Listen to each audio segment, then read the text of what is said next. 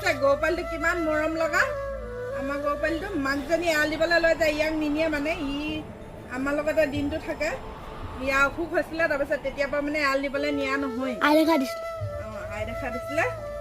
তাৰমানে পথাৰত বোকা পানী আছে যে বোকা পানী লাগিলে মানে বেছি হৈ যাব বুলি সেইকাৰণে নিনিয়ে আৰু আমি কি জানে মানুহে দিনটোত এবাৰ হ'লেও গৰু আৰু শংখ চুব লাগে মানে স্পৰ্শ কৰিব লাগে সেইকেইটা যেতিয়া দেৱতা আৰু দানৱে মানে সাগৰ মথিছিলে যে 14 ৰত্ন উৎপাদন হৈছিলে সেই 14 ৰত্নৰ ভিতৰত 2টা ৰত্ন গৰু আৰু শংখ মানে গৌ মাতা আৰু শংখ মানুহৰ কাৰণে দি থৈ গ'ল মানে দিলে সেই মানুহে সেইকাৰণে গৌ মাতা আৰু শংখ দিনটোত এবাৰ হ'লেও স্পৰ্শ কৰিব লাগে স্পৰ্শ কৰিলে মানে